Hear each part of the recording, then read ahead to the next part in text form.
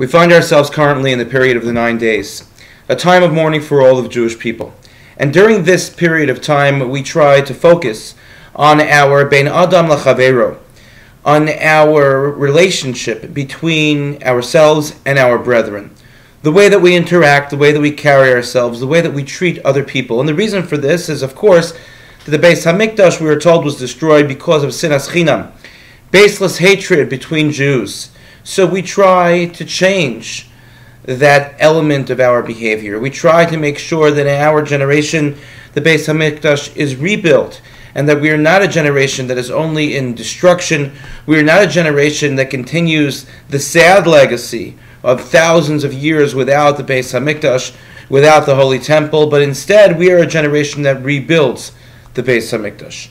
So on that note, as we look at our Parsha this week, there is a really tremendous lesson that we are to learn concerning Bein Adam L'Chavero. In the beginning of the Parsha, Parshas Devarim, Moshe Rabbeinu is starting to give his final farewell address to the Jewish people. And he says to them, it's been a long trek throughout this desert, throughout all of the various challenges that have come up.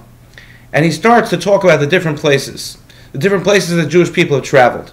And Rashi comments and says that the references to these places are very interesting, because the places that are named, so for example, Chatzeros, Dizahav, Rashi says, I've looked through the entire Torah, and I've never found these places. We don't have any historical backing for the fact that the Jewish people were ever in these locations. Elamai, says Rashi, what we learn from here is that the Jewish people were not in these specific places, but that these specific places, as listed by Moshe, never even existed. The reason why Moshe used these names is because he was alluding to other places that the Jewish people had been to, where those places in particular, the Jewish people had rebelled against God, and they sinned and were punished. And so Moshe did not want to remind the people blatantly of their sins, so instead he alluded to their sin. Here he was giving them constructive criticism so that they learn from the past and they're able to apply it to the future, but he didn't want to do so by throwing it into their face.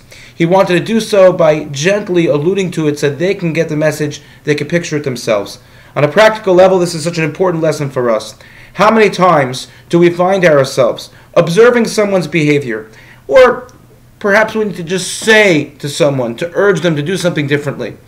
And we can either take the approach of speaking to them in a very strong way, saying to them explicitly, you're doing X wrong, you must be doing Y, or somehow teaching them a lesson, which is a lesson that can be viewed as being from ahava, from love.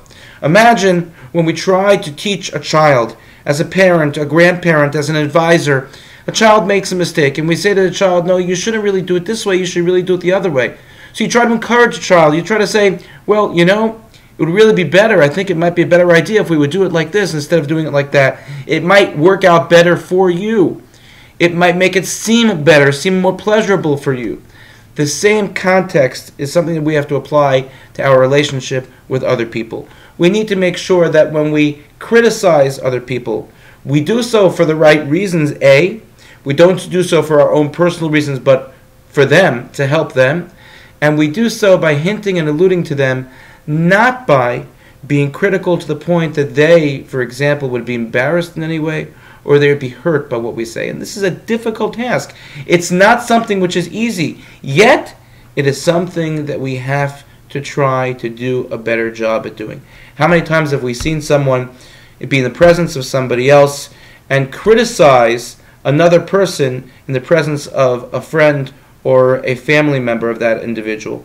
How much more so is that person embarrassed by being criticized in front of other people, as opposed to being rebuked or being told or being advised to do something differently in private?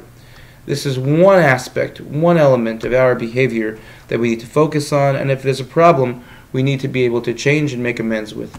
May we be zocheh to learn this lesson of Moshe Rabbeinu, to learn the important lesson of being sensitive to others' feelings, even when we need to tell them certain things to help them, and in doing so, may we take one step toward rebuilding the Beis HaMikdash. Thank you for listening and have a good Shabbos.